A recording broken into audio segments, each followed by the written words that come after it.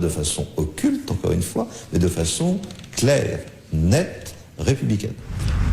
C'est clair, net et républicain.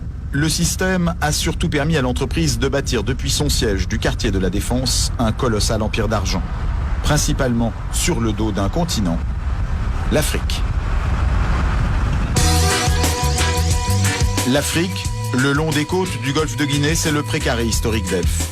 Elle représente les 2/3 de la production de la compagnie, au large du Gabon, du Cameroun, de l'Angola, du Nigeria, du Congo.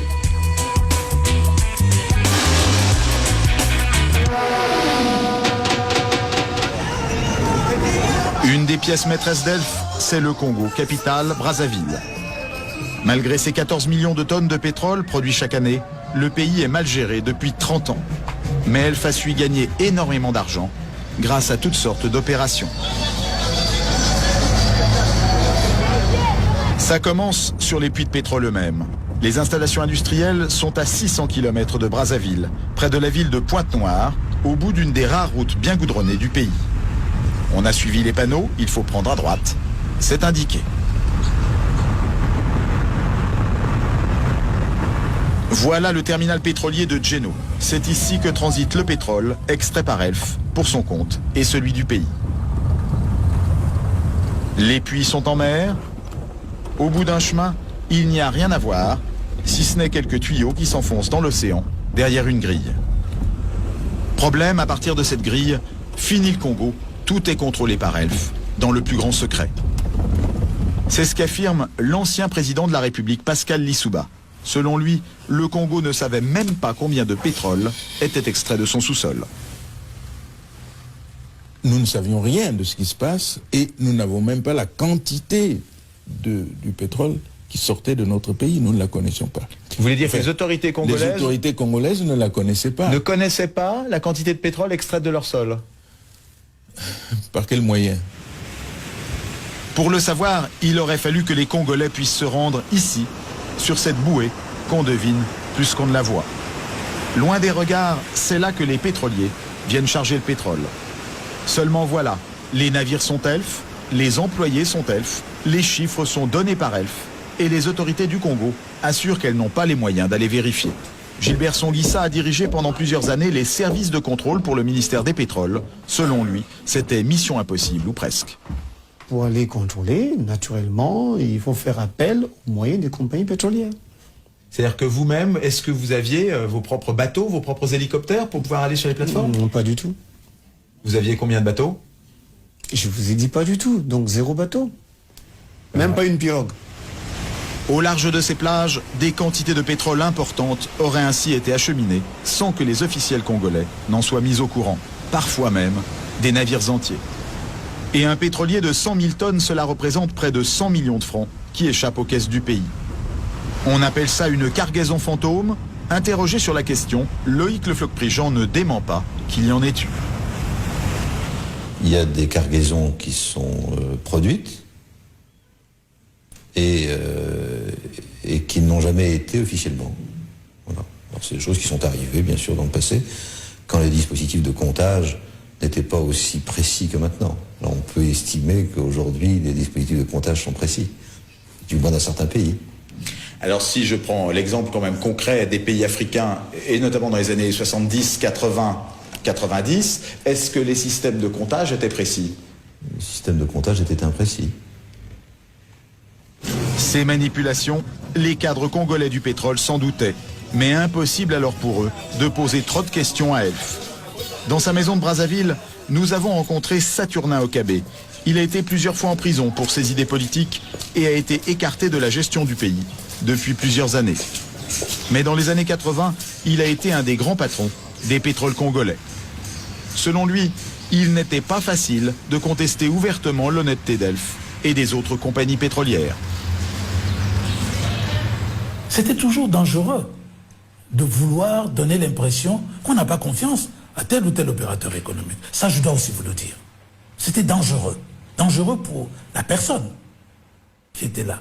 Parce que c'est quand même l'affaire pétrolière, et il faut le dire, est quand même une affaire de gros sous.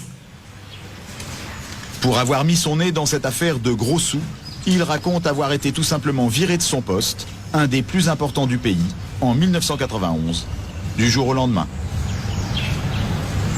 C'est quelqu'un qui m'est très confiant, qui m'a dit, écoute, demain matin ne viens pas au bureau. Ah bon? Mais demain matin, je ne suis pas parti au bureau, mes portes étaient fermées, clouées.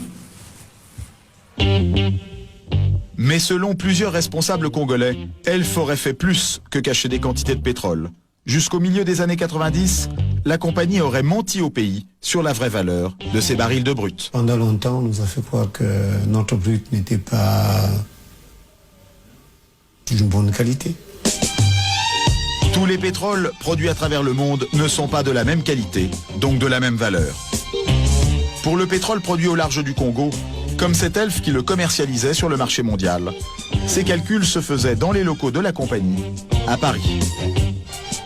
Des calculs très défavorables aux Africains, qui permettaient à Elf d'acheter le pétrole brut moins cher, après ce qu'on appelle une décote. Près des Champs-Élysées, nous avons retrouvé Mugunga Ngila, ministre des Finances congolais en exil. Lorsqu'il est arrivé au pouvoir, en 1993, il a été un des premiers à dénoncer cette décote. Quand nous sommes arrivés, la décote était extrêmement lourde. Elle était Combien? 5 $ à peu près. En tout cas, régulièrement. 5 $ sur quoi? Par baril. Alors, le pétrole congolais valait-il vraiment 3, 4, 5 $ de moins par baril que le prix mondial, comme Elf le payait à l'État congolais de l'époque? Mugunga Ngila est persuadé que non. Quand les Congolais s'en sont sérieusement préoccupés, Elf a été obligé de remonter ce prix, comme d'un coup de baguette magique. Est-ce qu'à votre connaissance, ça correspondait au prix réel auquel il était vendu in fine sur le marché? Je vous dis que non, puisque nous avons pu ramener la décote de 5 $ à 1,5 $. Ça veut dire que quelque part, il y avait 3,5 $ qui se baladaient.